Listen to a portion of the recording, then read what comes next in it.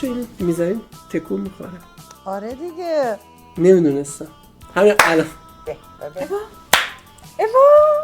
رو فرکانس. ما شروع کنیم. سلام، من رامبد هستم طبق معمول، ولی خانم‌ها اول باید شروع کنن. چه فرقی میکنه؟ آخه اون دفعه راجع به شخصیت گفتیم، من تو اون شخصیتی که گفتیم من تو اون شخصیت‌ها نبودم. دوست دارم که شما شروع بکنین و از خانم دکتر شروع کنین. من آناهیتام، دکترای روانشناسی سلامت. منم که یلدام، کارشناس هنردرمانی و کنار شما هستم. رامبدم که دیگه منم که رامبدم. فقط رامبده. فقط یه رامبدم. فقط یه رامبدم. من فقط یه رامبدم. سلام، من جانم، من بارم یارم. سلام، من جانم، بیازارم یارم. ولی خب پادکست ها رو ما وقتی که با هم شروع کردیم، حالا درسته که هنوز اسمی براش نداریم. آره، چهارمین نونیم پادکست، نونیم پادکست رو داریم شروع میکنیم. اسپانسرمون یه بیوتی میوتی بشه حله. آره رامبد. آره همین زیر زینب خانم بغلی بیوتی. آره بغلی بیوتی. خیلی خوب. چه خبر تو این هفته نبودی؟ خیلی هفته‌های شلوغیه. 2 هفته است که خب یلا رو نداشتیم. با دستم اشاره نمی‌کنی؟ آره یه هفته اشاره مستقیم نمی‌کنیم که یکیمون غایب بود و هر موقع که یلا نباشه خب قاعدتا ما هم کاری انجام نمیدیم.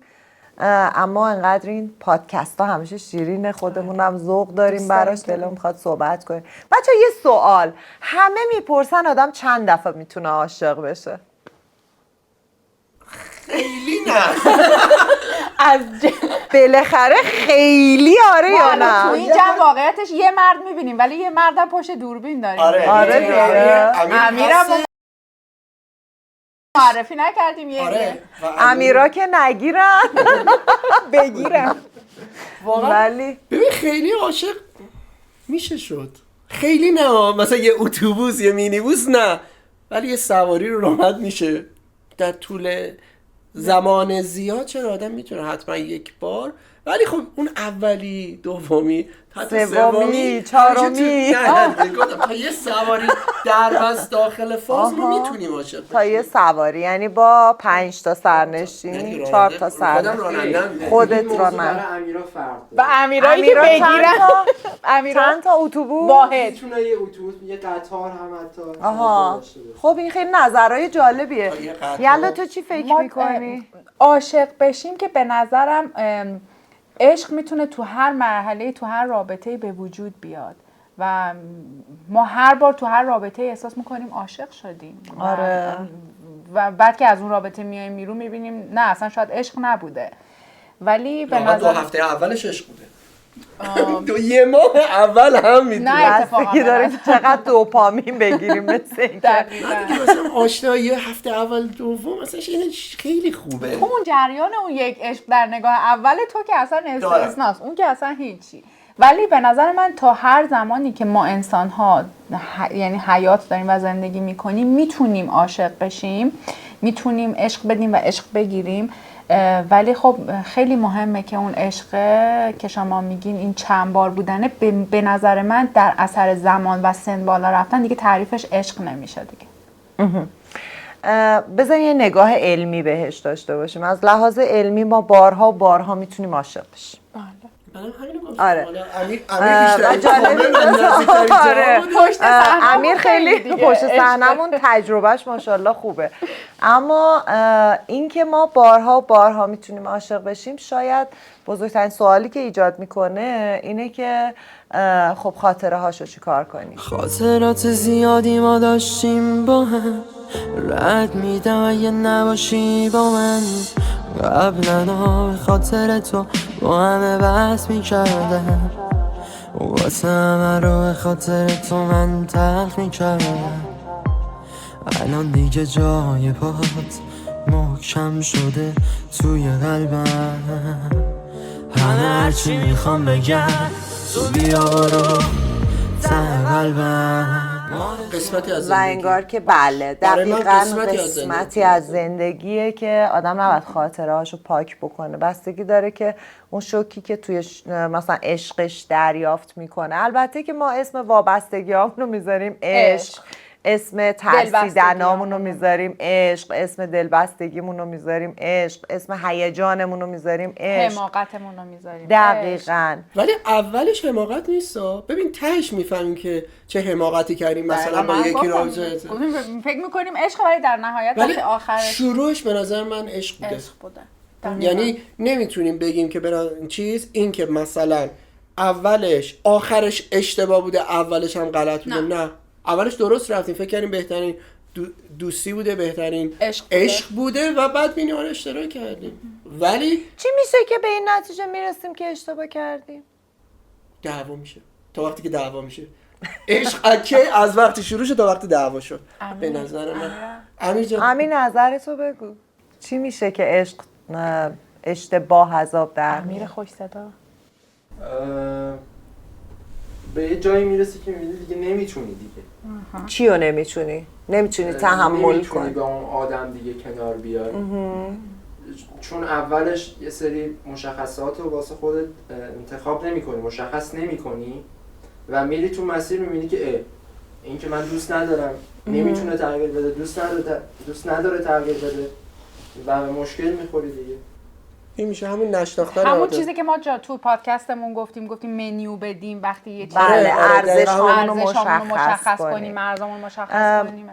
دقیقاً وقتی که ما وارد یه رابطه میشیم با تله هامون وارد رابطه میشیم و وقتی که دیگه اون تله کار نمیکنه و تله ما جواب نمیگیره رابطه به هم میخوره.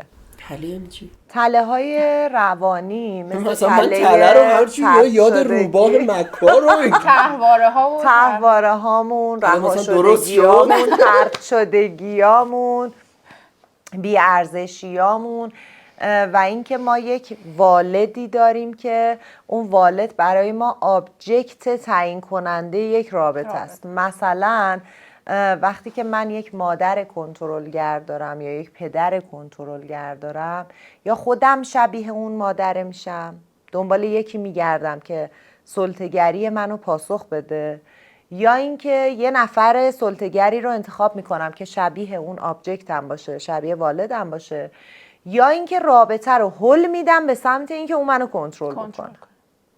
بعد این تا کجا جواب میده؟ تا جایی که اون این کار رو انجام میده. وقتی انجام نمیده دیگه رابطه کار نمیکنه. اونجاست که رابطه به چالش کشیده میشه. یا اینکه مثلا من آدم سلطه پذیری هستم، از سلطه پذیری همیشه آدما به پرخاشگری میرسن دیگه، و چون من آدم سلطه پذیریم هی خوشنود میکنم، هی طرفم رو راضی میکنم، کادوهای خوب بهش میدم، هی میخوام اونو تحت تسلط خودم نگه بگم من آدم خوبیم و یه جایی دیگه پاسخ نمیدم. چرا؟ چون دیگه خسته میشم، انقدر سرویس میدم که خسته میشم و وقتی سرویس نمیدم طرف مقابل طلبکاری میکنه. وقتی اون طلبکاری کرد من دیگه رابطم کار نمیکنه. چرا؟ چون دیگه من نمیخوام انقدر آدمی باشم که مدل قربانی همیشه در حال سرویس دادن باشم. پس خیلی چیزهایی که ما اسمشو میذاریم عشق اصلا عشق نیست.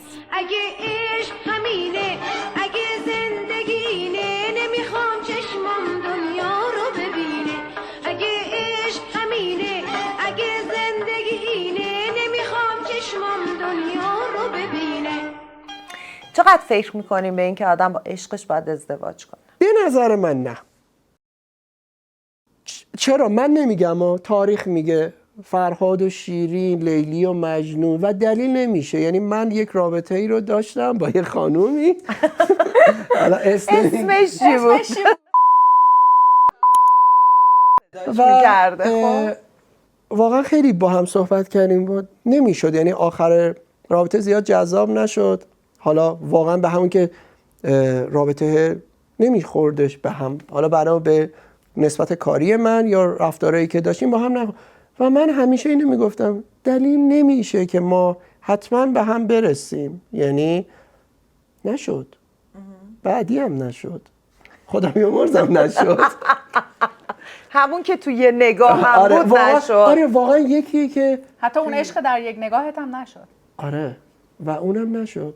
حالا نشد یا نخواستی که بشه؟ نه من میخواستم، یه اتفاقی افتاد. حالا فکر کنم تو بحث خیانت راجعش میتونیم صحبت کنیم و نشد. حتی خیانت نبود. خب بهتره که در انتخاب اپیزود بود دیگه. خیانت اونو نه واقعا خیانت هم نبود. من جایگزین یکی شدم. چرا؟ چون ایشون خیلی ازدواجی بود و من شرایط ازدواج نداشتم و بهش حق میدم. دقیقاً. شاید یه من گذاشته شدم کنار، 70% مقصر نبودم ولی 30% رو میتونم. حالا 50-50 من شرایط ازدواج نداشتم. مثل الان خیلی واقعا بار مسئولیت نمیره. من موضوع عشقه ولی برای گرفتن من خیلی از پسرها، من خودم یکی از آدمایی هستم که خیلی ایدئالیسمم. نمیتونم کسی رو که حالا مثلا چون دوستش داری صرفاً نه دوست داشتن نه. مثلا من میگم یه خانومی از توی خونه پدرش، توی خانوادهش، توی یه لول خیلی خوبیه، حالا یه پسر دیگه که نمیتونه اونو فراهم کنه، چرا باید انقدر بیاد پایین؟ یا لااقل همسطحش بشه. ببین من از دید خودم اگه بخوام توی عکاسی مثال بزنم، ما وقتی میخوایم یه محصولی رو، مثلا این محصول رو ما میخوایم عکاسی بکنیم ازش، میگیم یا دقیقاً خودشو بگیریم یا بهتر بگیریم. نه اینکه بیایم پایین ترشو بگیریم، یعنی خیانت کردیم به اون محصول. طرف میخواد توی اینستاگرامش بذاره، توی سوشالش بذاره و یه چیز زشتر میگیریم. و ما این مشکل رو توی عکاسیمون داشتیم. یکی از دوستامون یه سری اجناسی از خارج می آورد و ما عکاسی میکردیم. انقدر بهتر بود وقتی برای مشتریش میفرستادیم میگه آقا شما دارین ما رو گول میزنین. یعنی لااقل همسطح هم کبوتر با کبوتر، باز با باز. دقیقا این من فکر کنم ایدئال ترین اتفاقیه که مثلا میتونه بیفته. این از نگاه من. پس من اینو شنیدم ازت که همینه که گفتم. نه میخوام باید چک کنم. اینو شنیدم که آدم با عشقش ازدواج نکنه بهتره. نه میتونه نکنه ولی اگه ازدواج آره. ولی من باشه. آدمای خوشبخت، دوستای خوشبختی هم میبینم که با عشق و پایان. یعنی حتی مهمتر از عشق پایه بودن است. و حسرت میخورم چون همینجوره پایان. خب میتونه میخوای دوتایی بشینیم پایتم من، هر جا بری پایتم من، شمالو بچینی پایتم من، تو لبتر کن. میخوای دوتایی بشینیم پایتم من، هر جا بری پایتم من، شمالو بچینی پایتم من، عاشقتم. خب شما چی فکر میکنی؟ من فکر میکنم آره عشق میتونه کمک کنه به اینکه چون مربوط به ازدواج میشه. من چون تیپ های شخصیتی رو هم مثال زدیم که آیا واقعا مثلا بعد من احساسی هست، به نظرم برای منی که شاید اون قسمت احساسی لایش بزرگتره و بولتره، عشق میتونه برای من جوابگو باشه تو ازدواج. یعنی اگر بخوام سنتی ولی الان تو در آستانه سنی که من دارم یه وقتایی به اون ازدواج سنتی هم فکر میکنم، ولی باز دوباره به این فکر میکنم که خب اگر یه وقتی اون عشق چاشنیش نباشه چی میشه؟ من خودم الان واقعیتش تو این درگیرم که آیا ازدواج سنتی رو پذیرا باشم که پیشنهادش هست یا اینکه برم دنبال عشقی که الان تو این سن شاید خیلی برام پذیرفتنش ترسناکتر باشه یا ریسک پذیریش زیاد باشه. من اگه راستش رو بهتون بگم جز دست آدماییم که خب سنتی ازدواج کردم و فکر میکنم که حتی در یک ازدواج سنتی اگر که آدم ها خب اصلا این که باعث میشه ما عاشق بشیم برآورده شدن نیازهامونه. یعنی اگر که کسی باشه که نیازهای تو رو برآورده بکنه، من فکر میکنم که عشق اونجا جرقش میخوره. یعنی اول با دوستی باشه بعد کم کم عاشقش بشی. کم کم عاشق بشی. یا اینکه مثلا ببین اصلا یه چیزی که اثبات شده است اینه که زندگی های قدیمی که سنتی با هم دیگه ازدواج میکردن پایبندی بیشتر و تعهد بیشتری توش بود. ما الان از هر 3 ازدواج یک ازدواج به طلاق میرسه، یک ازدواج طلاق عاطفی توش اتفاق میفته، ممکنه که مهر طلاق تو شناسنامه‌شون نخوره و اینها همه 90%شون 80%شون آدم‌هایی هستن که عاشق هم بودن و ازدواج کردن. همون اون موقع که دستم پذیرا و میشوی بله. آیا نشد. آره نشد. چرا؟ به خاطر اینکه اصلا در یک جریانی که آدم قرار میگیره، عاشق میشه، بعد همه چیز همو امتحان میکنه، دیگه اونور مرز زندگی چیزی نداری برای ارائه. چی میخوای ارائه کنی؟ مرده چی میخواد ارائه کنه؟ زنه چی میخواد ارائه کنه؟ و من فکر میکنم که در نهایتش این آدم ها به اینجا میرسن که اصلا ما برای چی ازدواج کردیم؟ ما بدون اون محرم میتونستیم زندگی کنیم. ازدواج سفید و قرمز و آبی نداره. چیزی که فقط زرد، اونم موزی. ازدواج تو از موز. آره. نکته جالب توی بحث ازدواج اینه که ما از سنت به مدرنیته داریم حرکت میکنیم و هنوز مدرنیته رو کامل نکردیم. توی بحث ازدواج مدرن پدر مادرها حذف میشن.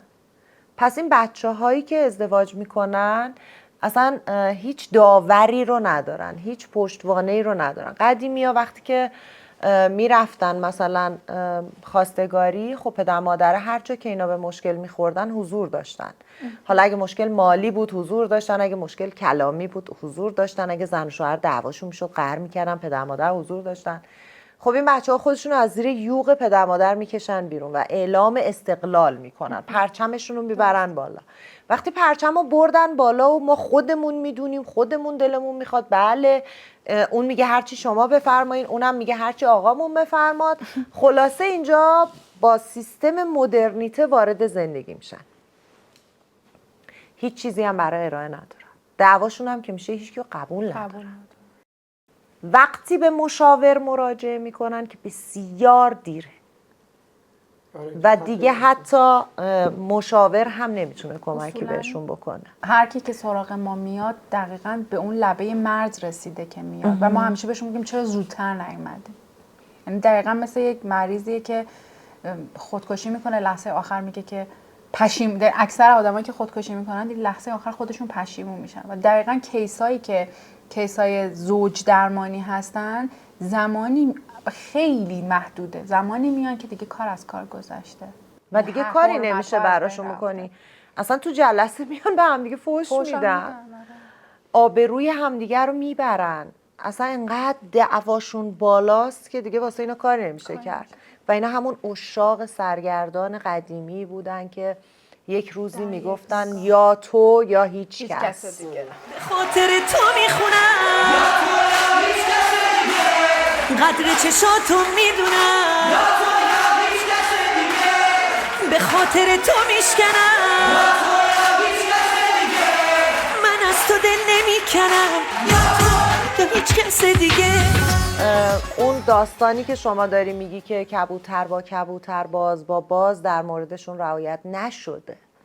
یک دختری با یک سیستم خانوادگی خاص، یک پسری با یک سیستم خانوادگی خاص که اصلا با همدیگه ارزش‌های خانواده ها برابری نداره. اینا ازدواج میکنن و بعد به چالش کشیده میشن. حالا خیلی هاشون هم چون خیلی اصرار کردن به این ازدواجه، مثلا هی 3-4 سال وول میزنن تا بالاخره دیگه رو کنن که آقا دیگه نمیشه. یعنی زمانی مطرح میشه که دیگه نمیشه. وقتی دیگه نشد، دیگه اون مشاوره هم کاری نمیتونه انجام بده، چون دیگه حرمتی باقی نمونده بینشون. و جالبه که در جوامع اروپایی و امریکایی اینها دوره مدرنیته رو پشت سر گذاشتن. در دوره مدرنیته پدر مادر کامل حذف شدن، بچه‌ها اعلام استقلال کردن، خودشون تصمیم گرفتن، یه روزی دست زوجشون رو گرفتن، اومدن گفتن که مثلا این مامان این زنمه، اونم بچمه. پکیج کامل تحویل دادن و بعد خودشون به مشکل خوردن. در دنیای مدرنیته هم به مشکل خوردن. اومدن چی کار کردن؟ بازی پست مدرن رو در واقع راه انداختن. توی پست مدرن چه اتفاقی میفته؟ پدر مادر حذف میشن، بچه ها به استقلال میرسن، اما در لحظه ازدواج برمیگردن تو دل خانواده و اونجا دوباره مهم بودن خانواده اهمیت پیدا میکنه.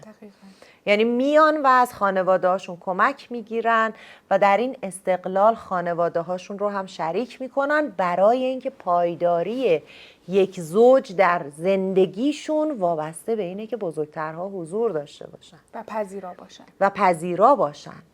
بپذیرن که این عروس منه، بپذیرن که این داماد منه، که بعدن اگر بچه‌ای به وجود اومد، حالا مادر بزرگ پدر بزرگ هی نخوان که اون مادر پدر رو زیر سوال ببرن و بتونن از خانواده کمک بگیرن. اصل ارتباطی تازه اینجا در عشق پردازی اهمیت پیدا میکنه که حالا اینا اولین ارتباطشون چه شکلیه، بعد چجوری وارد خانواده ها میشن، بعد اون خانواده چطور ساپورت میکنن، چجوری به اینا مشاوره میدن و بعد اینها یاد میگیرن که از مشاوره های پدر مادراشون کمک بگیرن. چون هر چقدر ما بگیم که مگر اینکه در عشق دو نفر وقتی به هم میرسن اولین گام قرارشون این باشه بریم فردی تراپی بگیریم، بعد از تراپیمون ببینیم که ما آیا عاشق هم میمونیم یا نمیمونیم.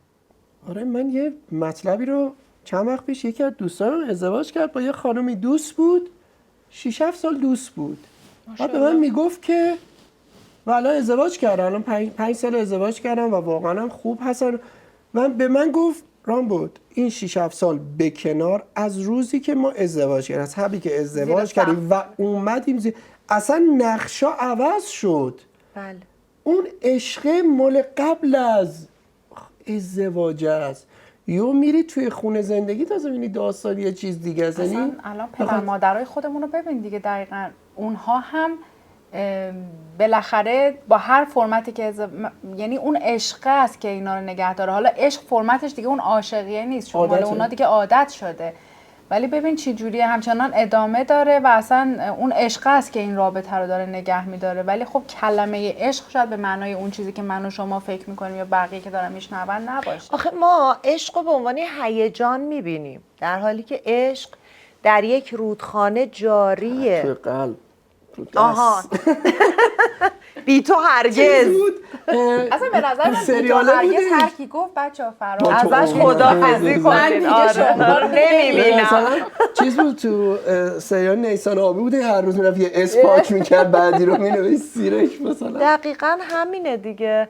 ببین مثلا من رابطه‌ای رو سراغ دارم که اینا 4 سال با همدیگه دوست بودن، بعد که ازدواج کردن با همدیگه دقیقاً تو هفته اول دختر خانم رفت تقاضای طلاق داد و من برام جالب بود، هنوزم این سوالم جواب نگرفته که تو این یه هفته چی دیدی که تو 4 سال ندیدی؟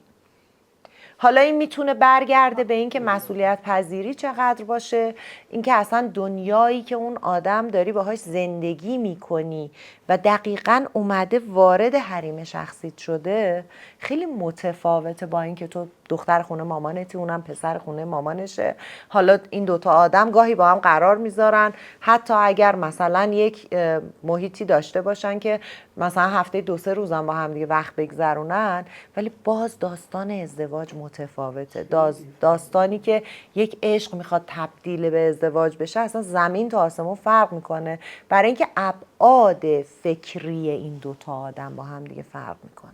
نشد که بشه خودتم میدونی، من عاشقتم چی ازم میدونی، وقتی دلت نیست نمیشه کنارم بمونی. نشد که بشه خودمم میدونم، زیادی حساب کردم میتونم که عاشقت باشم و تا همیشه بمونم. آره واقعا. من یک سوال بپرسم. بله.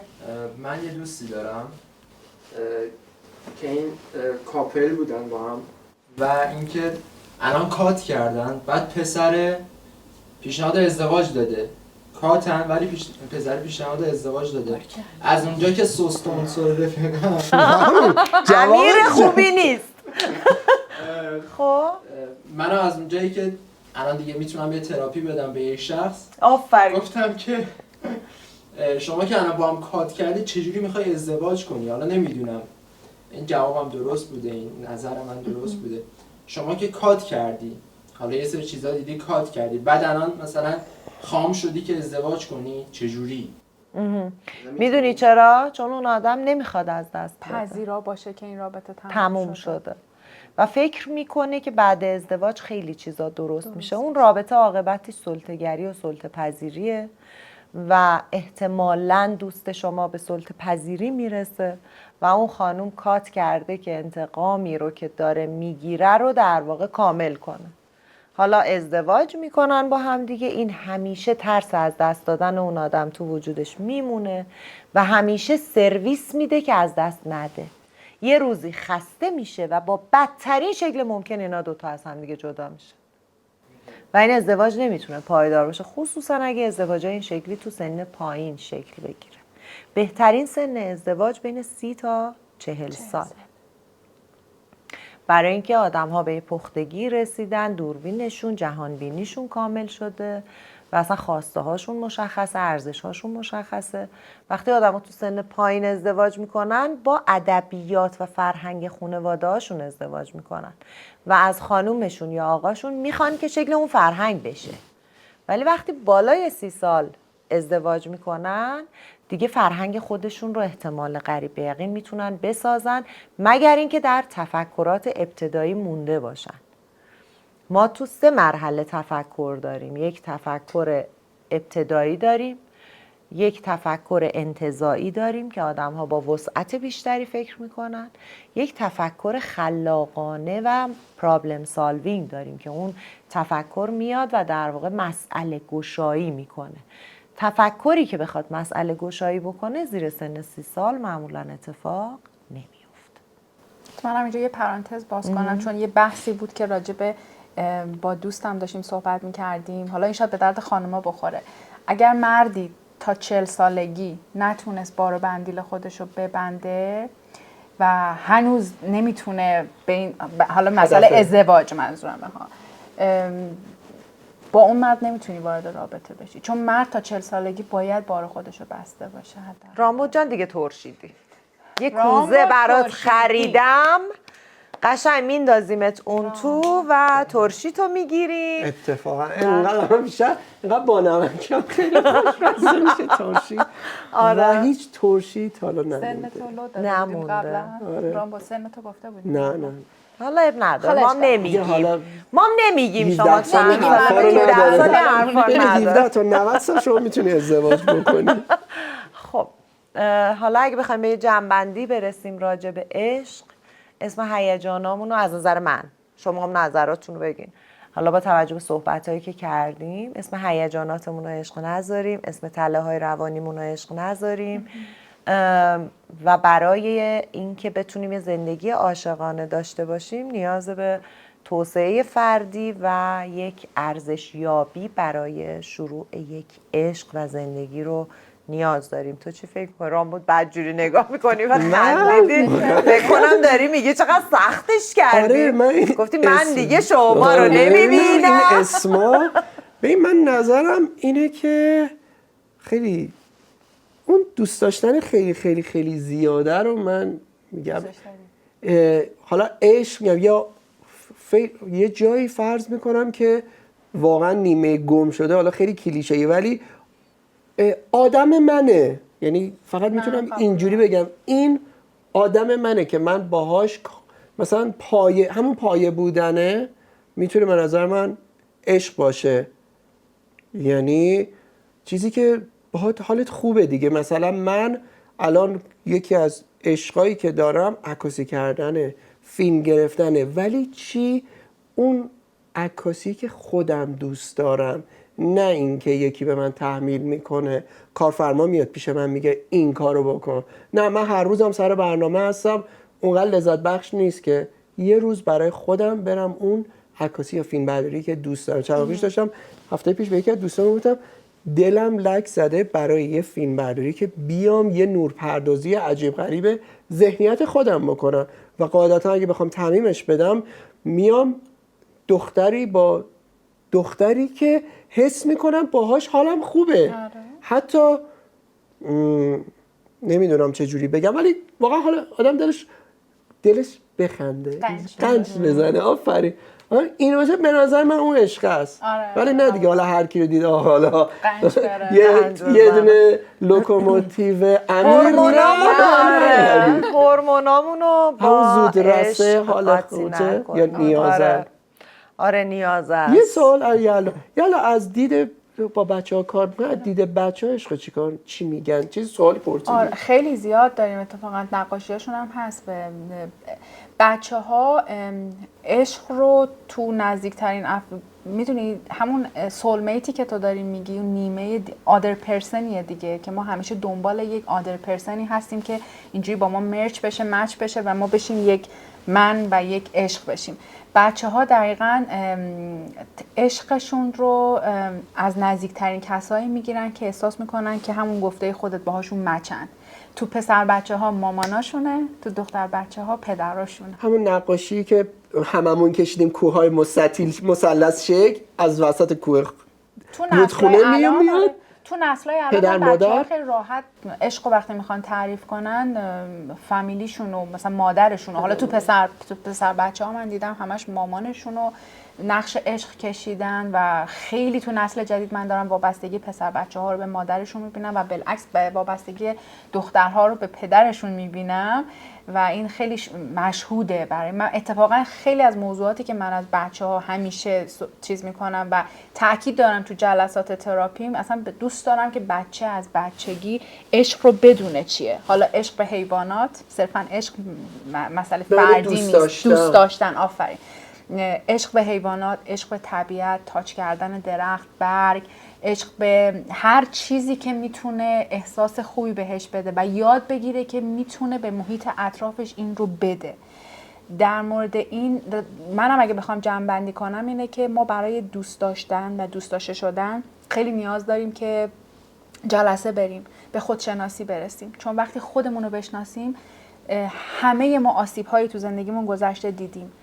اگر قراره که اونو تکرار کنیم پس ما نمیتونیم به عشق واقعیمون دست پیدا کنیم. ما باید انقدر تراشیده بشیم، انقدر برای اینکه میخوایم الماس بشیم دیگه، باید انقدر تراشیده بشیم، انقدر خودشناسی کنیم، انقدر تراپی بشیم، انقدر با هم دیگه حرف بزنیم، مثل ما که خیلی وقتا از هم دیگه کمک میگیریم، که وقتی خود واقعیمو شناختم و هی ثرو بک میکنم عقب به رابطه ها فکر میکنم، میبینم که خب الان من یک من دیگه ای از من داره هی لایه برداری میشه، هی میاد و من بیشتر میفهمم که از عشق واقعی چی میخوام.